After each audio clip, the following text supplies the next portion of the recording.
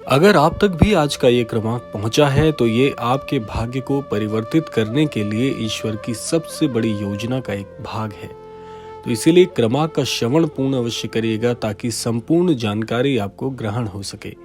तो आइए बढ़ते हैं आज के इस दिव्य क्रमांक की ओर। महाराज जी कहते हैं कि ब्रह्मांड में जो भी घट रहा है वो संयोग नहीं, वो एक ईश्वरीय योजना का हिस्सा है। जीवन में जब हम हर दिशा से पराजय का अनुभव करते हैं तब ऐसा लगता है कि कोई राह नहीं बची। तब समझो कि यही वो समय है कि जब आत्मा को उसकी असली शक्ति का ज्ञान कराया जाता है। ये हार नहीं, एक संदेश है। आज का ये संदेश उन सभी के लिए है जो जीवन के कठिन मोड़ पर खड़े हैं, जिनके पास उत्तर नहीं है, केवल प्रश्न है। यदि आप भी उन्हीं में से एक हैं तो ये संदेश आपके लिए प्रत्यक्ष तौर पर है। जीवन एक परीक्षा है। हर मनुष्य किसी न किसी रूप से परीक्षा दे रहा है। किसी की परीक्षा धन से है, किसी की रिश्तों से है, किसी की स्वास्थ्य से है और किसी की अकेलेपन से है। पर यह मत भूलिए, परमात्मा अपने भक्त को कभी उसके सामर्थ्य से अधिक परीक्षा नहीं देते। जब हम कहते हैं कि चारों तरफ से हार मिल रही है तो यह वास्तव में क्या है? यह हमारे मन का भ्रम है, हमारी आशाओं का बिखरना है। लेकिन वास्तविकता यह है कि आत्मा कभी हारती नहीं। वो तो परमात्मा का अंश है, अजेय है, अविनाशी है। इन कठिन घड़ियों में हमें अपने मन को शांत करना होता है, क्योंकि जब लहरें उठती हैं तभी समुद्र भीतर से सबसे अधिक गहरा होता है। पराजय के क्षण आत्मनिरीक्षण के सर्वोत्तम अवसर होते हैं। जब संसार से अपेक्षाएं टूटती हैं तभी भीतर की यात्रा प्रारंभ होती है। प्रश्न पूछिए कि मैं कौन हूं? क्या मैं केवल एक शरीर हूं? क्या मेरे मूल्य केवल मेरे कार्यों की सफलता में है या नहीं? हम सब एक दिव्य आत्मा है जो इस संसार में अनुभव के लिए आई है। यदि हम कुछ सुलभ प्राप्त करते हैं तो सीखने की कोई आवश्यकता नहीं होती। महाराज जी कहते हैं, आत्मनिरीक्षण से हमें यह समझ में आता है कि जिन बातों को हम हार मान रहे थे वे तो एक नए मार्ग के द्वार थे जो छिन गया। वो केवल एक स्थूल था, आत्मिक कुछ भी नष्ट नहीं होता। जब मनुष्य थक जाता है, संसार से टूट जाता है, तब वह ईश्वर की शरण में आता है। लेकिन क्या ईश्वर को केवल संकट के समय में स्मरण करना चाहिए? नहीं, ईश्वर तो सदा हमारे भीतर है। जब चारों ओर से हार मिल रही हो तब यह जानना जरूरी है कि वह शक्ति जो हमें संभाल सकती है वो बाहर नहीं बल्कि हमारे भीतर है। जैसे एक माँ अपने रोते हुए बच्चे को गले लगा लेती है, वैसे ही प्रभु अपने दुखी भक्त को हृदय से लगा लेते हैं। शर्त बस एक है, समर्पण।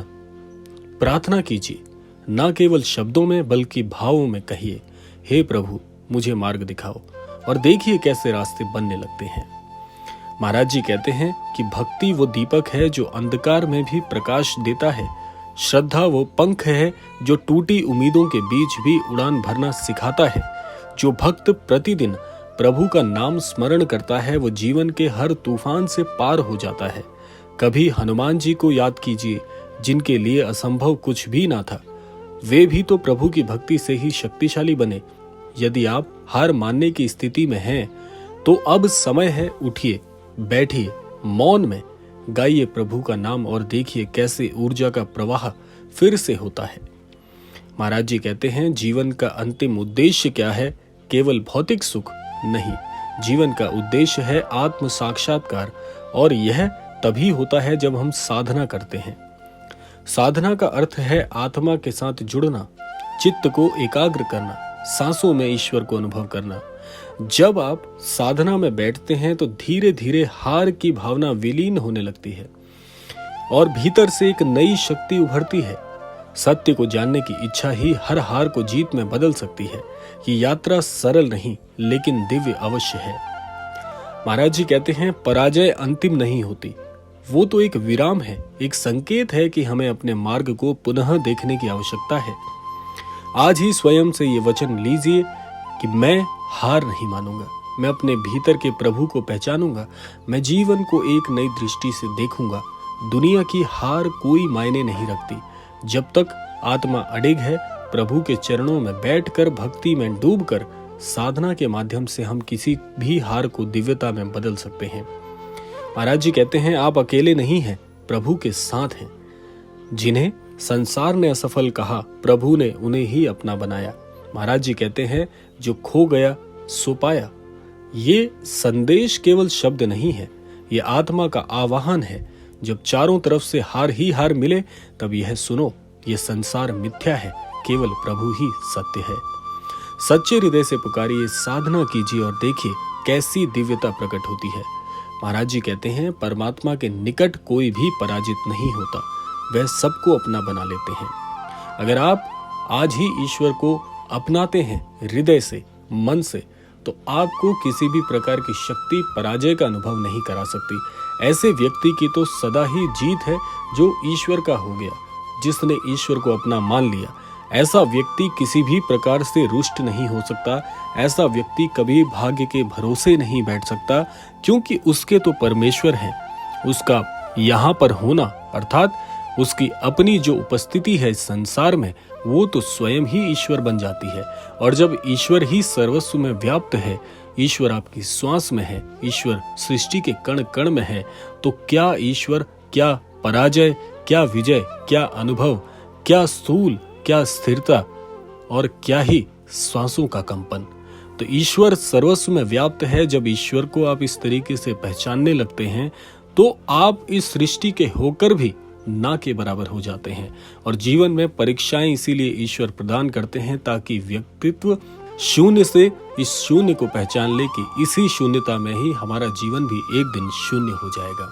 तो ईश्वर की ये जो अद्भुत अनुभव की स्थितियां हैं, जो व्यक्ति इन बातों को अपने जीवन का मूल आधार बना लेते हैं, ऐसे व्यक्ति ईश्वर के सदैव रहते हैं।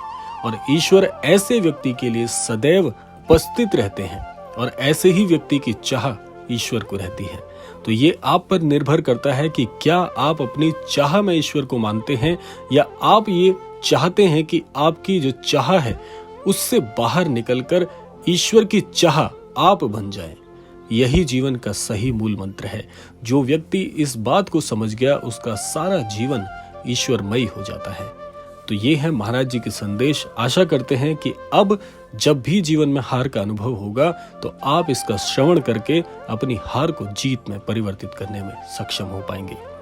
आशा करते हैं ये क्रमांक आप सबके लिए फलदायी हो। इसी कामना के साथ समय आता है विदा लेने का। विदा लेने से पूर्व समय है रोजाना की प्रार्थना का।